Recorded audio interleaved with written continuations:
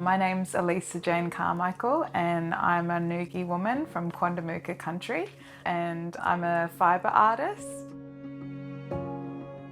Our country, Quandamooka country, is one of the most beautiful places on earth, and our strong connection and presence of our ancestors there and saltwater people can be felt by all the people who travel and respect our country.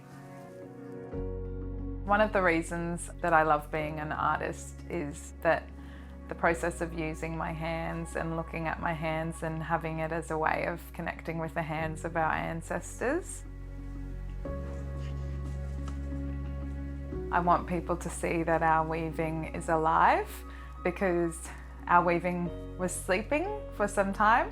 We use the word sleeping because it was having a rest.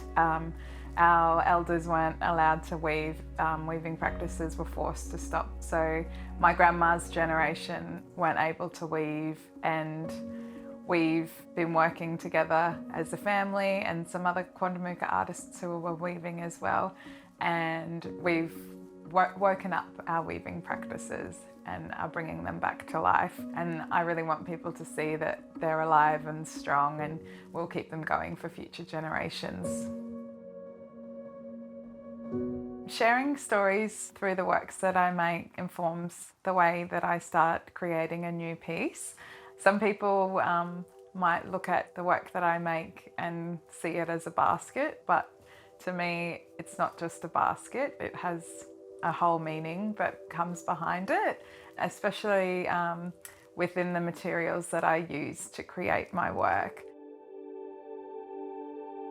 Recently, I made a body of work which was called Woven Landscapes, which were basket forms, and they had elements of country that I created through weaving patterns, and they were looking at our landscape of Quandamooka country and the impacts from mining.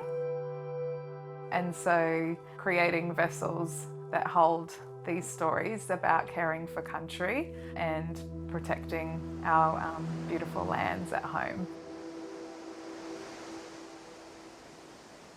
This year, I'm a finalist in the National Aboriginal and Torres Strait Islander Art Awards for my work Fabric of Place.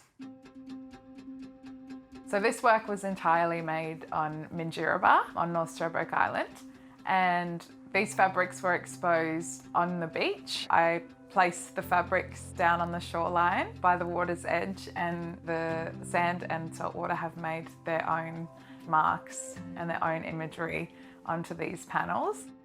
And then within the work there is also some fabrics which have been eco-dyed with gum leaves and banksia leaves and materials from the bush. And so that's looking at bringing together the sand, the salt water, the bush, the fresh water, our reed adornments, and bringing these reed adornments which live in museum collections overseas back home and placing them back on country.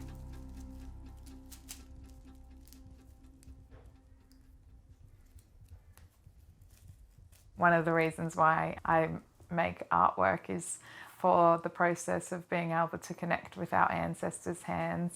So within the works that I weave, I'm using the same materials that our ancestors wove with, and also the same techniques.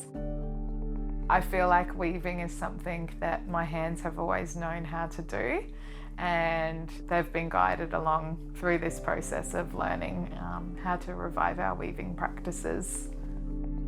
We need to keep these practices alive and growing and going so our younger generations can carry these on, and they can stay alive and continue on for future generations.